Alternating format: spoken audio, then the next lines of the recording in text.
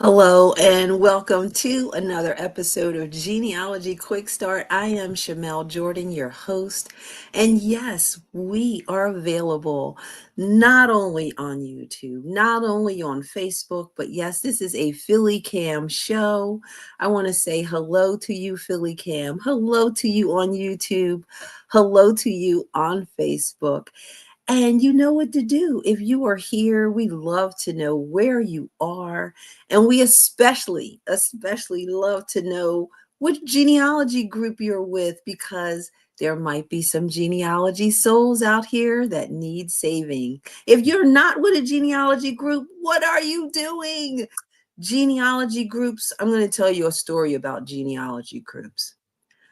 I was at an event and we met a new member and I said, "Hey, how did you become a member?" And she said, my sister and my mom, they said I was holding them hostage with my genealogy and I needed to find my people, and they told me to come and hang out with AAGG, which is, hey, one of my genealogy groups. And guess what? If you don't have a genealogy group yet, subscribe to our newsletter and you'll get to hang out and learn genealogy anyway. So, what are we talking about today? Today, we have two new quick starts. One, Jim and Michael are doing a quick start that's really up their alley because I don't know that many people who have as many heirlooms as the two of them. Today, they're going to share with you how they do kind of like their at-home ancestry roadshow and prove the provenance and document the history of the things that their ancestors left behind. And then our special guest, yes, we have an extra special guest today, Angela McGhie. She is a certified genealogist and a fellow of the Utah Genealogical Association, and she has another quick start that is close to her heart and very close. And it's going to be about one of her favorite ancestors. And we all have many of us have this story. And she's going to tell us how to verify a pioneer immigrant ancestor and their story. And so, without further ado, let me bring on my regulars, my favorite quick starters. First up, James, columnist and editor, James M. Beidler. Hello there. And genealogy tip of the day, Michael John Neill. Hello, Michael. How are you? I'm good. I'm good. How are you, Shamel? I trimmed the beard a little bit. Can't you tell? There we go. Oh, that's a large picture frame for that photograph. Was it heavy? It looks really heavy. Was it heavy? It's not so much heavy as it's awkward when it's sitting on your lap and you're trying to hold it for the camera. And there's two glass plates in there that need to be secured a little better. So I was afraid I was going to break one of those on my foot. So, guys, welcome and thank you for coming back. I never thank you guys. I really appreciate that you are on this show. You share so much wonderful information. People are so excited when they get a chance to hang out with you. Today, I didn't know we had a choice about coming back. You don't have any choices. You don't have any choices. It's the last time I don't read the fine print in the contract.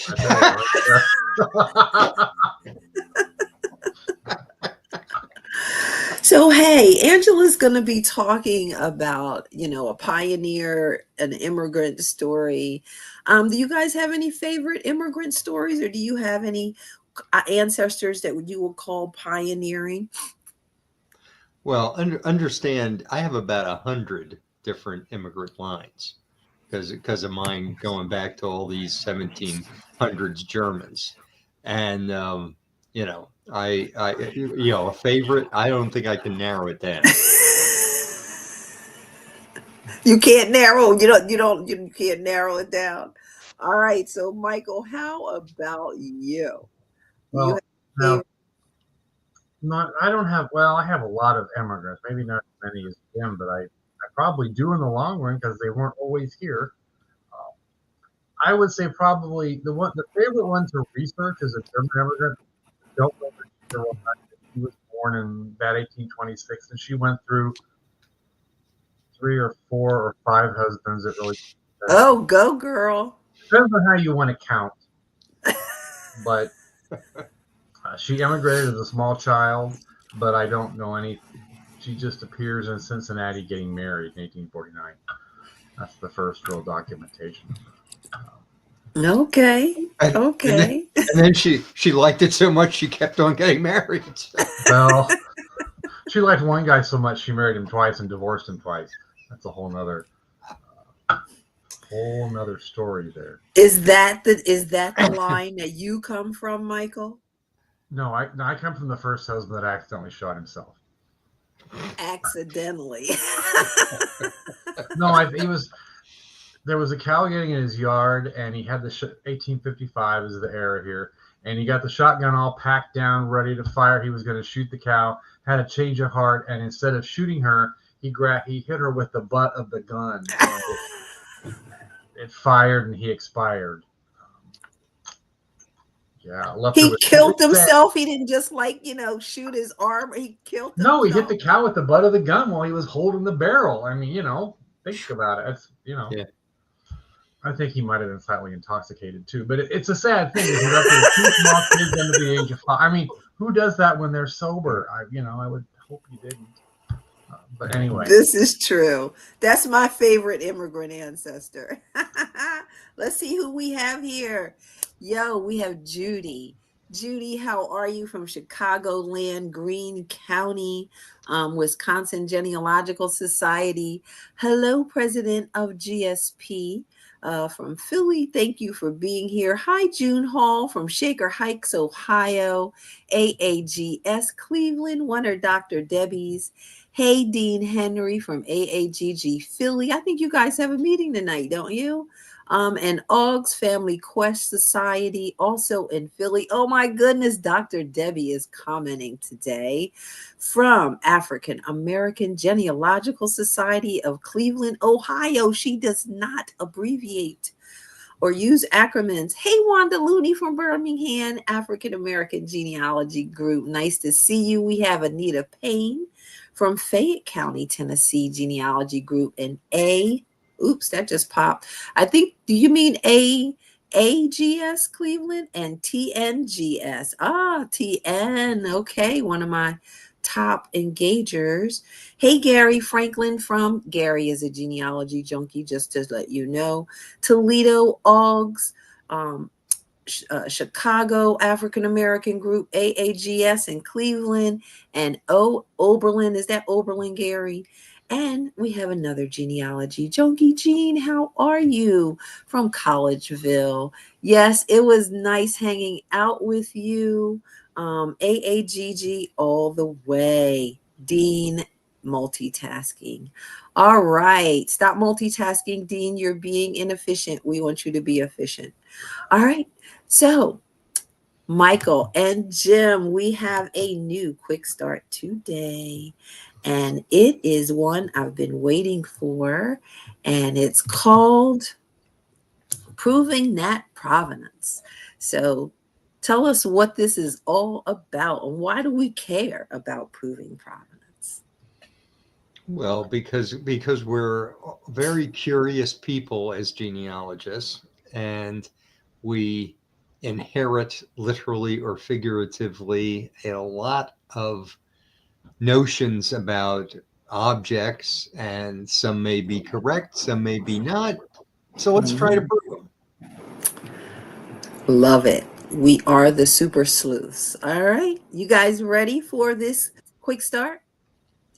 All right, let's get going with proving that provenance. So, step one is to pick an item. So, we're talking about material culture here. Like, what types of items might people pick? fabric, photographs, pictures, anything a dead relative had. I mean, it kind of depends on, your family background, what items you might have. Some people might have, you know, a hay hook, for example, that great grandpa had, or another small piece of farm equipment that somebody had, or a quilt. What a person ends up with, or gets stuck with, or has gifted to them, however you want to phrase it.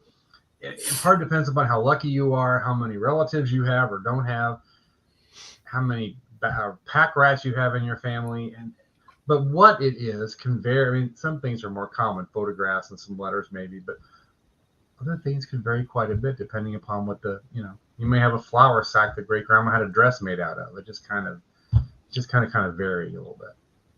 Furniture, I think, Ah, another popular thing, Exactly. because especially because it's more substantial, and a lot of people. A lot of people have a tough time giving it up, and other people, it's like, how do I get rid of it? Well, yes. which ones do you keep? If you have a Yeah. lot of them, which ones do you keep, and which ones do you say can go? Yeah. So Tom Glass from Family Search says a pocket watch could be a cool item. Mm-hmm. Yeah, Guys absolutely. love their pocket watches. All right, so pick one, start with one thing. And then step 2, you want to contact family for details. So how does that work? Just start reaching out. Like for the picture we're going to talk about, when I want to try to get some of the provenance of it, I knew where I got it. I mean, if you don't know where you get it, that's a whole separate issue with you. But I wanted to know where it had been from the time the guy died until I got it. And there was about 60 years of history I didn't know. And I reached out to one relative that I thought might know, and I was fortunate enough that she did. So that can be one place. You want to keep in mind, sometimes people don't like to do that, and you might wonder why. And that can be because they don't want anybody to know they have it. Exactly. They don't I want mean, anybody to know. it depends on, but maybe nobody knew Aunt Shirley had the family Bible or the pocket watch, whatever it was, to pick something, and you now have it, and you'd like to know a little more about it. But if you start telling people you've got it, it may create for some ruffled feathers and whatnot. So depending upon the item and the dynamics, sometimes you have to kind of be careful. But for the pictures, I just kind of reached out to some people that I thought could give me some information. Yeah, because people, think some of these things have value, not just familial value, but intrinsic value, and yeah, people like Michael's saying, kind of get scaredy on these things. But I gotta admit, most of my stuff is right in my house, because my house has been in the family over 100 years. I have 7 different trunks that are either That's so cool. yeah. Unfortunately, I don't really have anybody left to ask about them. I did ask a little bit over the years, and a lot of the stuff, like quilts that have have monogrammed initials, things like that, are prettle easy to figure out. But you never start sleuthing this stuff too soon. Yeah. Very true. Sure. All right, so you're calling around and you're being careful for the items you don't want to publicize, and try to get that information. And that becomes a source. Like, you write down what they say, the date, who you talk to, and that becomes a source of an interview. So step 3 is then to check estate inventories and probates. Now this part is, we get this part. Where would people go to do this? Well, these would be local county court records for almost most of the United States, so that you could look and see. Sometimes the problem is they'll be lumped together as miscellaneous items or various household goods, and they're not delineated down. I've got a clock. It was not one of the things we pictured, that came from a great great grandparent, and I looked to see if there was a clock described similar to that in the estate inventory when she died in 1932. There was not. There was just, but it said a lot of household items, and I was afraid that was where it was at. And it might be in that case it wasn't even in the inventory, because sometimes these things that have, They you know, don't. a lot of personal history, you know, when the oldest sister or youngest brother or whomever goes to clean out and nobody's looking Yeah. around, you know what goes in the gunny sack, you know. And so it could be, you know, we talk about checking the estate inventories, and you want to do that, but sometimes these things, as some people in the audience are probably aware of, they tend to, when somebody dies, grow feet and walk away. And you know, they might not, you want to check the records that we're suggesting, but they may not be in there depending upon what the item is. Like For Gary's great grandfather's engraved walking stick. Yeah. I saw that comment. That's yeah. I know in Pennsylvania, and I don't know a year for it, but somewhere around the middle of the 19th century, they passed a law that the personal estate under a certain amount would just be the widow's. Uh, Ah.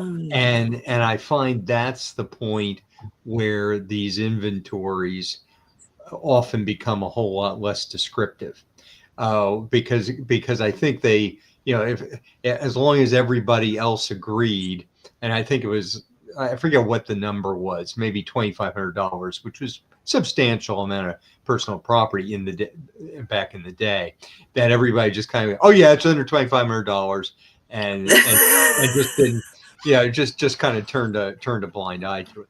But if you get it past mid 19th century, yes, then the inventories are generally very descriptive down to the little items. Yeah. And did we say that you have the ability now for a full text beta search of the probates on Family Search Lab? So make sure you check it out.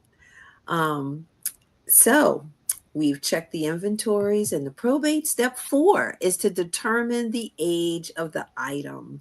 So, what are some of the ways that people might do that? Because that's the one thing that everybody wants to know. How old is this thing?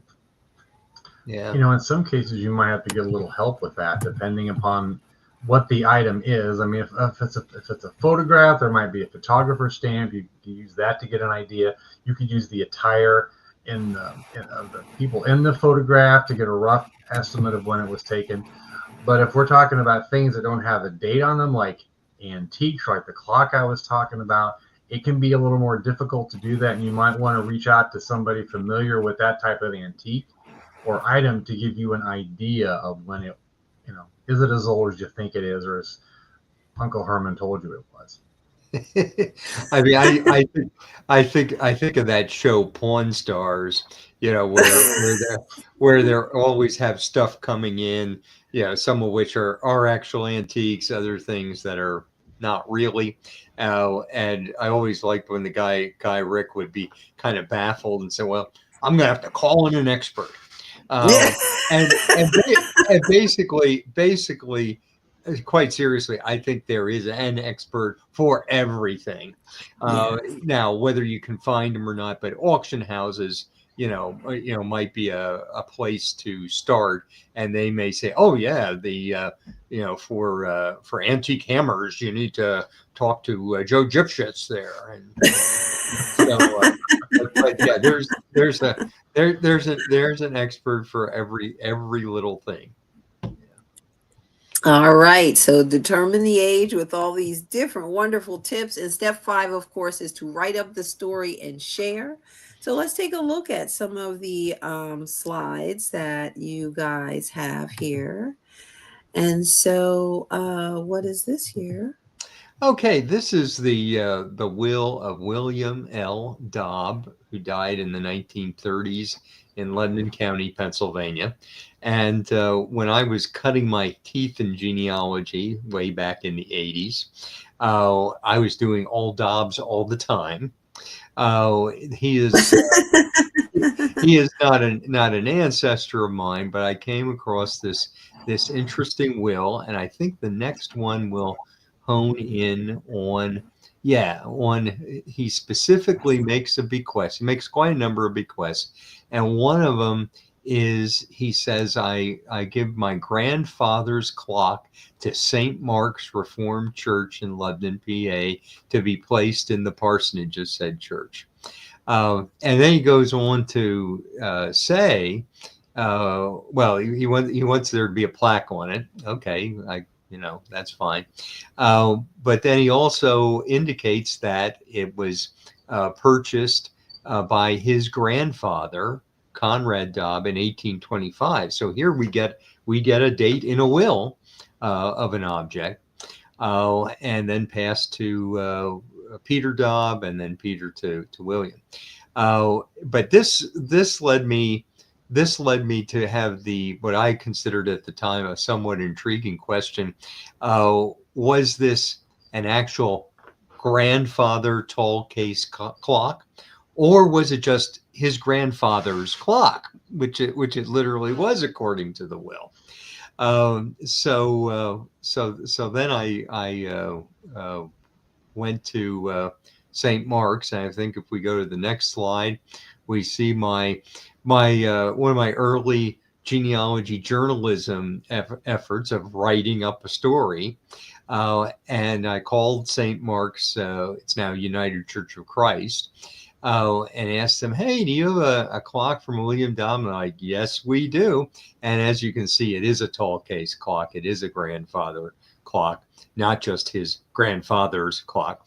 And the story they told is that now it's in the church because at some point they sold the parsonage, and they actually had to petition the orphans court to be able to place that elsewhere on the property so that they weren't violating the will without permission.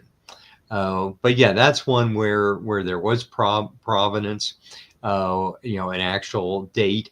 You don't actually know, was it manufactured in 1825 or was it merely purchased by his grandfather? Because you don't know if he got it new or used. But you at least know it dates back that far. So that now that's coming up on 200 years old.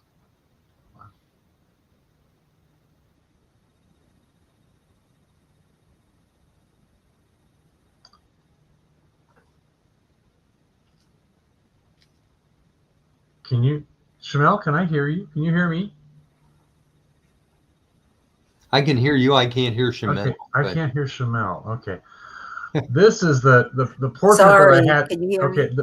yeah, we can hear you now. The portrait that I had up initially, this is the portrait of his wife, Noncha, and I obtained these from my grandfather's sister when she passed away, and I did a little provenance work. They were probably in the family until 1924 when the husband died. And I reached out to a cousin, and she knew where they had gone in the interim between 1924 and between my great aunt getting them probably in the 1980s or 1990s, and a little bit of the history and why those two individuals had them. One was the oldest granddaughter or the oldest daughter of the oldest son, and my aunt was the youngest daughter of the youngest son. The son. And then when she passed, I ended up with them, and I've got to write that up on the back because there's on the one of the husband, there's handwriting. It's written grandmother's picture, but it should have been grandfather's picture, but no name. It just has grandpa, Right. On the back of it. So I've So got you're to going to write write that it up. on the back, you said? I'm going to write on the back, and then I'm going to write up a little more of a detailed story, not as detailed as Jim did, but a little more of the provenance and who told me. This is importantly, who gave me that information about where they had been from 1924 until I got them. Now, are these photographs? They're not photographs. Oil paintings. Yeah, sketches. They look like sketches. Yeah, because I've seen ones that I think this was a style late 1800s, early 1900s, that these large ones. And I wondered, was it a painting based on a photograph or touched up or something like that? Anyway, it's always been a curiosity. This would have been done. She died in 1903, if I'm remembering correctly. So it would have been slightly before that these were Yeah. done. Yeah. Because we have some in my family too of Papa, and it looks the same. The same kind of So I style, wonder if right? they sat. Yeah, we need the photo detective, I think. Uh-huh. We need to have her back. Yes. Yes. This is an immigrant trunk that I have. It's my, as it says there on the slide, it's from about 1869. I don't know exactly when she immigrated yet because I cannot find her on a manifest. And the way that I got this was a little bit strange. And probably 25 years ago, an antique dealer emailed me. She'd found my website and had given this. She said, "Are you related to this woman?" And because the last name was in my ancestry, because it's my great great grandfather's sister, I said yes. And she said she had the trunk. This is actually the only item I have that I've actually purchased. Everything else I ended up with You for the reason inherited. I inherited it in one way, shape, or another. But this one I did purchase. I actually asked an antique dealer what it was worth, and then I estimated what I would pay based upon that. But she was a little bit unforthcoming with where she had obtained it. Okay. Um, Okay. I because it's clearly her. It's kind of hard to see in the picture, but it's got the train stop where this would have been dropped off, Keokuk Junction ILS for Illinois. Um, but it's painted bright red on the inside. It had wheels put on it, and it had handles put on it. And I need to have someone that's familiar with that to take them off and it needs some tender loving care. This is in my storage unit where I took the Yeah. photograph of it. But she reached out and I asked her where she got it. She just said I bought it in an estate sale. That was as much as she Okay. would That's it. tell me. Yeah, it's as specific as she got for one reason or another. Oh, what's This this, is Michael? not my mother. That's not my mother. This is a baby book of my mother that was. It's on cheap. Most of the pages are cheap magazine paper, promoting various baby items from the early 1940s. There's her footprints are in there. There's some other information my grandmother has written in there.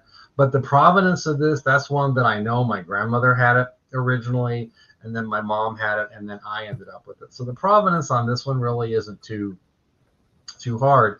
But the thing is, we want to remember, when we have these things, if there's things about these things, there's things about these things. If there's details about these items that we know that are in our head, those are details that we need to write down and put somewhere. Yes, Because yes. otherwise, when we're gone, they're going to be lost. So that's what I need to do with that. And the same thing with this. For some reason, I ended up with not one, not two, but three of these yearbooks from a grade school in 1956. One is blue, the others have white covers. The content inside is all the same. I'm not really exactly sure how I have two of them. I'm assuming one was my dad's and one was my mother's. They were in the Was your same, they went to mom's. grade school together. And my grandfather was on the school board, so possibly he had the other one, or maybe one of them just had two of them. I'm not really sure. None of them are written in. A lot of cool pictures in there, but none of them have the writings that sometimes we find in yearbooks. There's none of that, so I can't know which one is which. Oh, This Judy is said charcoal because that's what I was charcoal. told. Yeah, Charcoal. yeah. Yeah. I think that, and Yeah. Good thought. this one isn't as nice of a picture because the lights were in there, but I wanted to get a picture. This is the one of the husband, the pears, and like Judy said, I think these are charcoal.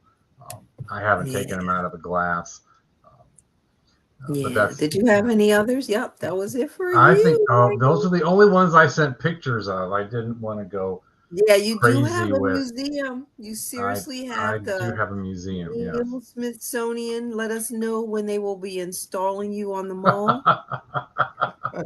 So let us go through the steps of proving that provenance. Step 1, pick an item. And step 2, contact family for details. Tell them you won't divulge their secrets. Step 3, check estate and inventory probates. Check family search. full text search. And step 4, determine the age of the item. Step 5, write up the story and share. Don't take anything for granted that you think people are going to know. Put it all down there. Guys, thank you so Thank much you. for getting us started with that. Yeah. All righty, let us get ready for our next episode. Give me 1 second. So excited. Yay. All right, welcome back to. I hope that was really helpful. I really enjoyed that. I want to pull out some items. I have some items I need to take a little bit more seriously. So today I am very excited to bring you our special guest today.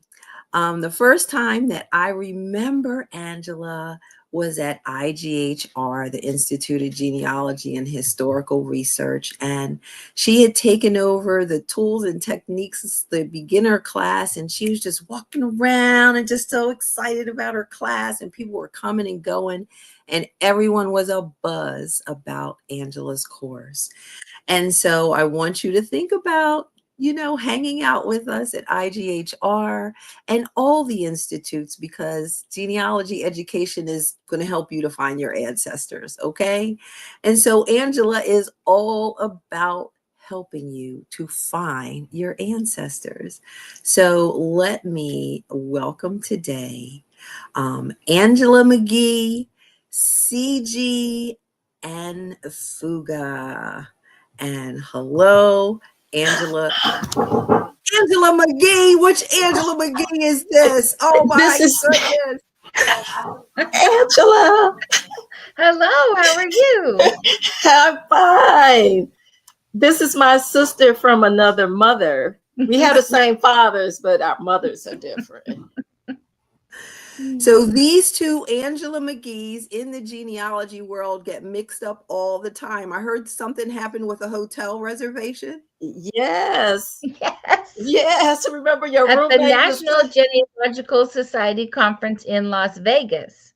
Yes. And I got in at like 10:30 or 11 p.m. And I was sharing a room and I went to register and they said, okay, here's your key, room number such and such. And the person I was rooming with had texted me the room number. And I was like, that's not the room number she gave me. And they gave me a key to her room. And how embarrassing would that be, 11 o'clock at night to go? Exactly. I'm glad that I had the room number and I didn't have to come and visit late. Yes, we have a lot of stories. It's a lot. And we took pictures every time we saw each other. We took pictures together. We do have several pictures together. Yes. Well, how fun to see you. I know. Glad to see you too. So I told David Richard, don't send me any more Angela McGhie emails. I'm forwarding your emails from other people. So I'm glad they're not saying anything bad about you. Oh, good. Okay. So Well, Angela McGhie, thank you for coming in and making thank you. laugh. This is so nice. Yes, fun to see you. Fun to see you too. Take care then. Bye-bye. And I would be remiss if I didn't say Dr. Deborah Abbott set this up. So thank you for coming on. Yes. And we are going to get started, Angela, with your wonderful quick start. I want to first ask you what I ask all of our special guests, to share your 1-minute genealogy story, how you got started, and when you knew it was it. You're going to be hooked for the rest of your life. Well, I got started young. My mother would always tell me stories about my ancestors, and I loved to hear those. And I took my first genealogy class when I was 17. And so I was learning how to do research. And honestly, at that time, at 17, I wasn't as interested in what I would call research, right? But I wanted to know and see my ancestors. And so I wanted a 4-generation photo pedigree. So I went to my mother and then my grandmother's to ask for photos of my ancestors, and finally had to go visit my great aunts who had a family album on one side so that I could get a photo pedigree. And when I had completed all 4 generations with photos, that's when I was hooked. Oh, what a great project. I love that project. That's a project everyone should do. I've decided. Yes, That's to my try new and see if mantra. there are photographs, right? So I was mostly interested in photos and stories at first. Now I absolutely do research, right? But maybe for the first 10 years after I was 17, I didn't do as much research as I did seeking photos and stories. I love that. Photos and stories are a nice gate. That's the gateway drug. Is that what you're saying, Angela? The Yes, gateway. that's how I got hooked. So, talking of stories, we have this wonderful quick start that you're sharing. So many of us get these family stories, and as genealogists, it's important for us to, of course, verify. So, you're going to give us an example of how you verified a pioneer immigration story. So, can you kind of tell us, what it was that what was passed down to you about this story? Who was this pioneer? And yeah. Sure. So this was my mother's great grandmother. It was my mother's favorite ancestor. So she would tell the story. And so I'd heard it, almost all my life, at least little bits of it. And so I wanted more details. And it was actually when I was working on a portfolio to become a certified genealogist, I had to write a biographical sketch and a 3-generation genealogy. So I decided to do it on this family. I just picked this one, my mother's favorite, but I wanted to fully document this family. And so I, tried to contact all the cousins and see if they had information or more bits of the story than I had already heard. And that was really fun. We decided to collaborate. I made a Dropbox where they could upload whatever stories, photos, pieces of information. And then I uploaded mine too, but I shared with everybody. So we all got a copy of what everybody had. But that helped me to, piece together more bits of the story so I could document it. So let's go through the steps, Angela. Okay, let's do it. All right. So let's get started with the quick start verifying a pioneer immigration story. So step 1 is to select a story. So of course, like Jim and Michael said, Jim copped out. I have too many, and I love them all. Nice try, Jim. I'm gonna get you next time. And so select a story, and naturally you selected the story that was your mom's favorite. Mm-hmm. And so step 2 is to obtain information from the family. And so how do you know who to ask? Because immigration is just like woo, woo, woo, woo, like way back there for a lot of people. Who do you know? How do you know who to ask? Right. So, I mean, at first one, you can ask whoever's the keeper of the stories, right? There's usually someone in the family that knows more stories than other people. Or you can ask, in this case, I was going to second cousins, right? Because some of them that I even hadn't met before, but I might have seen on Family Search. I actually looked on Family Search. Who's adding information on this ancestor, right? And then I could contact them and say, do you have more details? But whoever's the keeper of the stories in your family, that's who I would start with. And I love that, Angela. People get so mad when they're like, these people are coming in here and taking stuff off my tree. I say, guess what? Those are your cousins stealing from you. Say hello to your family. Well, and when you have that perspective, these are my family, these are my cousins. And maybe I'm just happy to share what I have with the cousins, right? I like to upload things because I've also found cool things. This is on another line, but I think I'll tell this story real fast. Yes. The next year.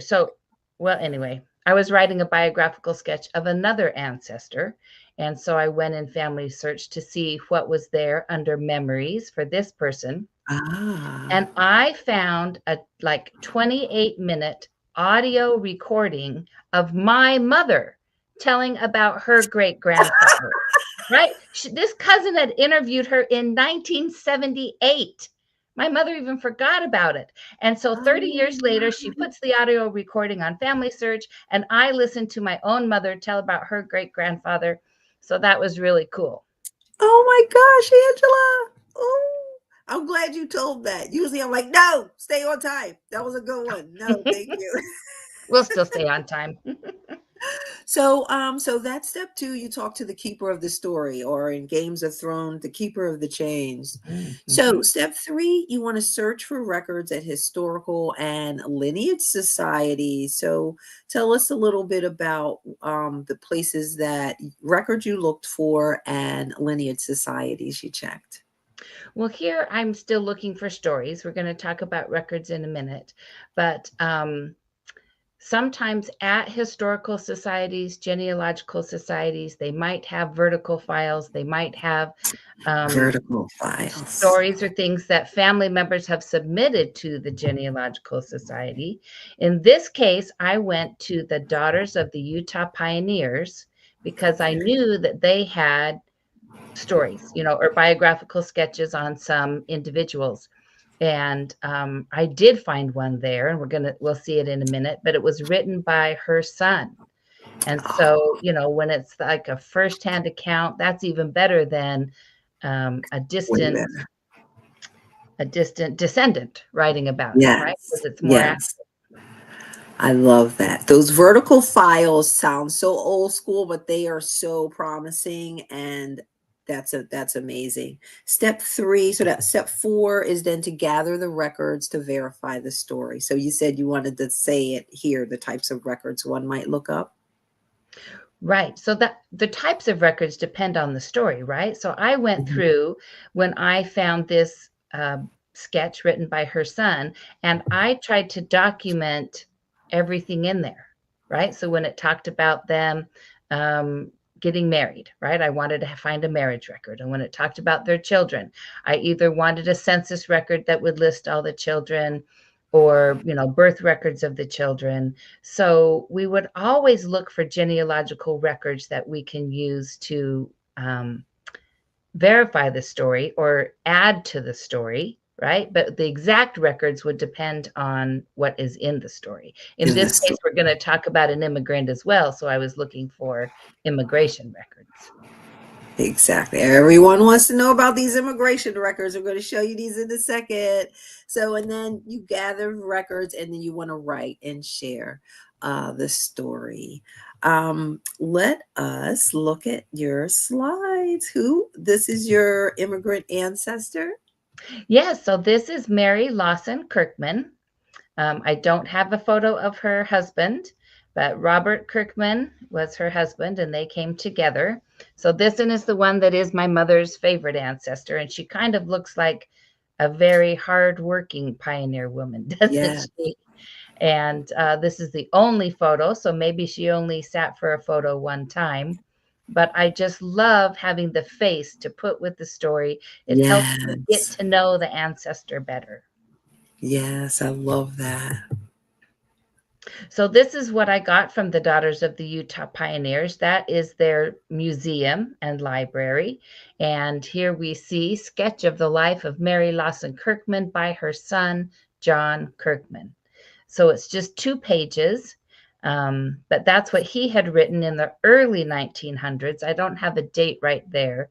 Later, if there's a citation, it might give us a date, but this one didn't have the citation on it.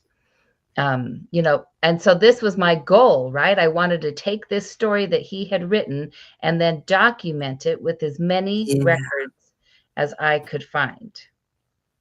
Yes. So that was my underlying goal. Now, sometimes we want to do that to make sure that the story is as true or as accurate as possible, right? I had another story with my grandfather got bitten by a rattlesnake. And it seemed kind of fantastic, right? Really? He did. And so, I was looking for records. In that case, I found a newspaper record, 2 newspaper articles, actually, right? And it was almost exactly the way the family told the story. Oh, really? Well, it's a different ancestor than I started on, right? But he was out fishing by himself, gets bitten by this rattlesnake, and shoots with his pistol to get the snake off of his arm. And I thought, really? That's fantastic story. But that's exactly how the news article in the 1930s maybe, verified the story for me. That is so cool. I see. I love those kind of stories. Oh, here's another picture. Yeah, so I get off topic. We'll go back to Kirkman's here. So this is John Kirkman, right? Her son. And this picture obviously is when he was older, because he was only 10 years old when he immigrated.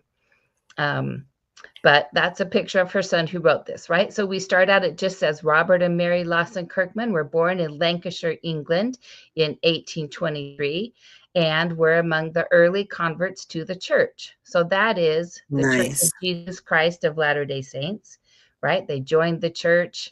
They were in the same congregation, and that's where they met, and then they would get married. Right? So if I take each of these paragraphs and try and find records that can document that. I didn't give you the church record, but probably the next one is the marriage record if we want. Yep, see? So then I can verify the marriage. Robert Kirkman and Mary Lawson. This one I ordered from England, and that's the certified entry. So, whatever records were created, we seek those records that we can document what happened. You can notice here, Robert Kirkman signed his name. Mary Lawson signed with her mark or an X, right? So she wasn't literate at the time, but he was, which is interesting because his occupation there is listed as a collier, which is a coal miner. So he must have gone to school first, and then his father died when he was young, and he and all of his brothers went to work in the coal mines. Okay. But I love to see his signature as well. So there is the 1851 census after they got married, right? I could document some of the children. They had 3 children in 1851. They immigrated 5 years later in 1856, and by that time they had 5 children. So we can see here, Robert was age 5, John age 3, Joseph age 1.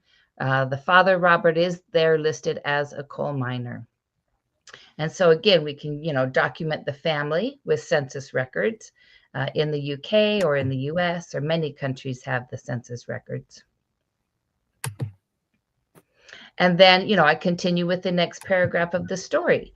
And here it says that they wanted to gather with the saints or the members of the church and immigrate to the United States so they could all be together in one big congregation. So they had gone to Utah at that time. They were in Ohio and then Missouri and Illinois, but they had gone to Utah. Many people would go across the Oregon Trail or also the Mormon Trail. It's the same thing from over several states, right? But immigrant families could not afford to buy a covered wagon and a team of oxen to pull the wagon. And so the president of the church had this idea that they could pull hand carts. It would be much less money, right? And they would walk across the plains. So the next slide has a picture, I think, of a hand cart. Yes. Okay. And so this was less expensive, that they could do this to walk from Iowa to Utah. And even then, some of these immigrants, he was a coal miner and he still couldn't save enough money. So the church started loaning some of the immigrants the money. And then once they got to Utah and were working, they could pay it back. So I think the next slide has yes. So here are the names of the people who borrowed money from this perpetual immigration fund, that they could use the money to come and immigrate to the U.S. and then pay it back later.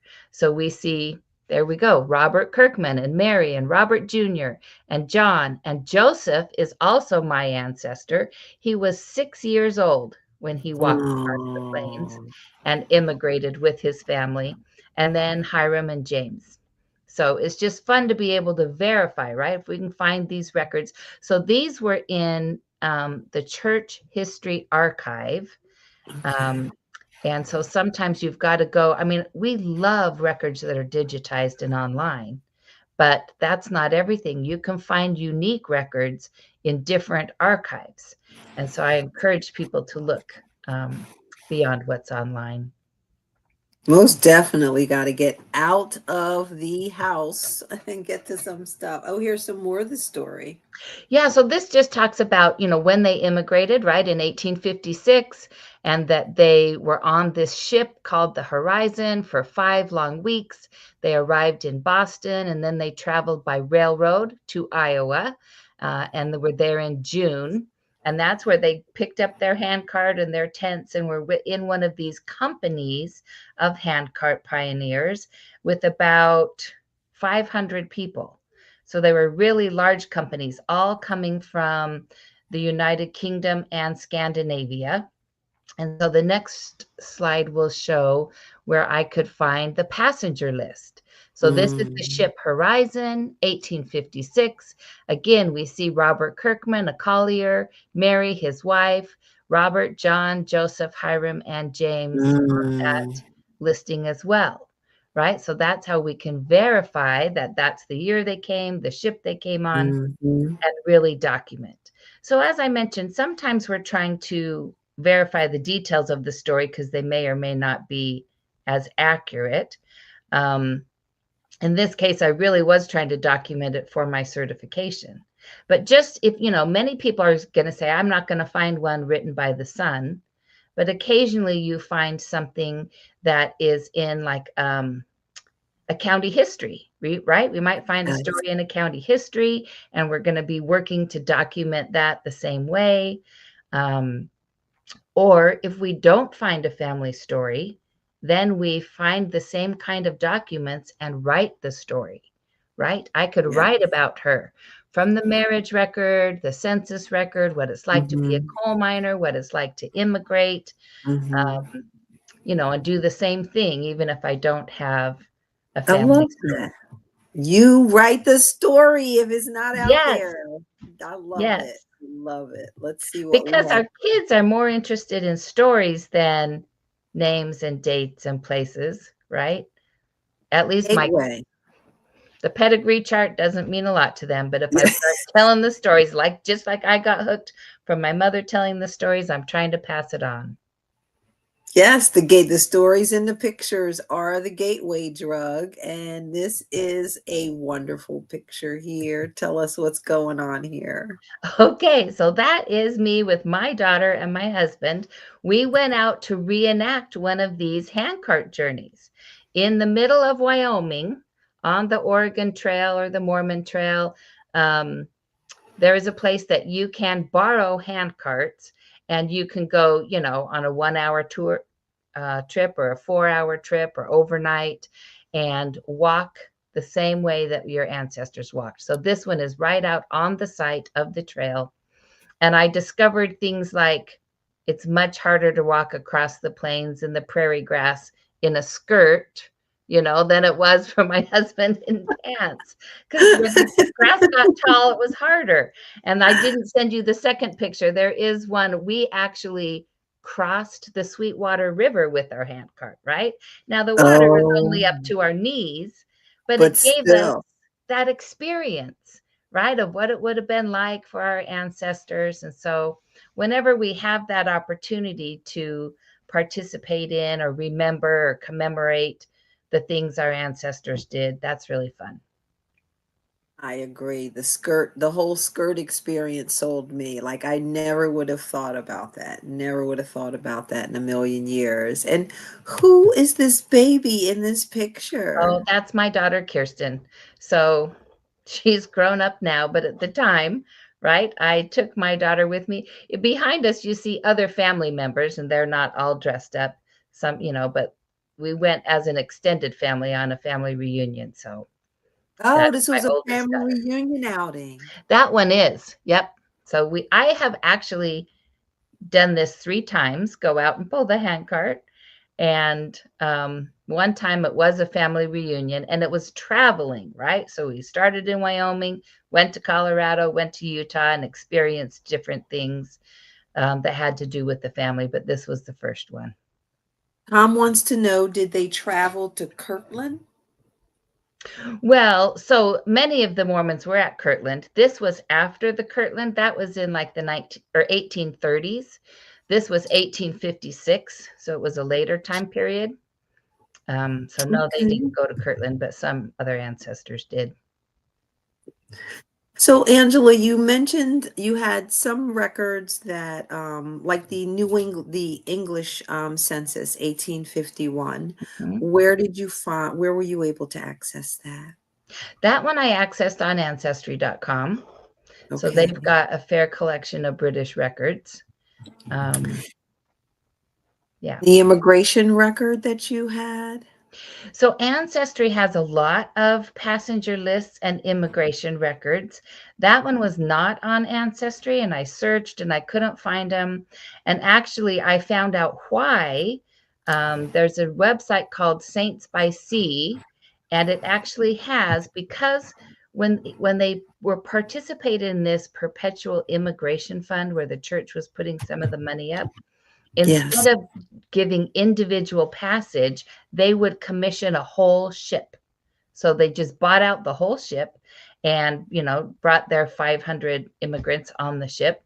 And so the passenger list is actually a private record also at the church archive, but it's online. So if anyone else has Mormon pioneers at that time period, Saints by Sea is the website, and you can access the digital images of the passenger list there.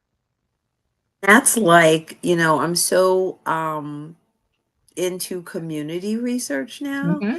and that is just a beautiful representation of a community coming together from wherever they are here to America. So that's pretty interesting. So, Angela, I really enjoyed your quick start. Are there any other tips that you would want to give someone when they're researching their immigrant or a pioneer? Well, if it happens to be a Mormon pioneer, there's also a website for that, right? Where it has names of everybody in the pioneer companies. And I didn't send you an image of this, but there are also journals or diaries. Now, my ancestors didn't leave a diary, but someone else in the same company they were in did, right? So I could see we traveled 5 miles today, or the snow came early, or right, I could experience the journey and some of the details through that. Also digitized and online now, and also the original at the church archive. Love that. Yes, narratives are fantastic, and you have to get out of the, blinders. It has to be my people, my relatives, just someone along for the journey. It's better than any book could possibly give the information about the details of that journey. I love that, Angela. Thank you. My We pleasure. are we are going to go through the steps of verifying a pioneer immigration story. First, you want to select the story. Step 2, you want to obtain information from the family. Step 3, search for records at historical and lineage societies. You never know what you're going to find there. Step 4, you want to gather the records and verify the story. And of course, step 5, you want to write the story. And before we go, we must say thank you to our most active. Angela, I am so pro genealogy group. Are you pro genealogy group? Yes. Gotta be in a genealogy group. So the most active genealogy group for Genealogy Quick Start, for whom we are quite grateful, is the AAGHSC in Chicago, whom Angela McGhie, EE, is a member of. Thank you for being our #1 engaged group. And also thank you to the second most engaged, which is the Tennessee Genealogical Society. We are so grateful. And how do you become the most engaged? Of course, you subscribe to our newsletter and you share it with your genealogy group so that they know what's going on. So, Angela, thank you. Let's bring back our regulars, as Jim and Michael will call themselves. Well, Jim calls us that. Thank you so much for being here. And Go out there and get those heirlooms and verify those pioneering immigration stories. Thank you. Take care. Thank Angela, you. you were Thanks, guys. fantastic. Thank you.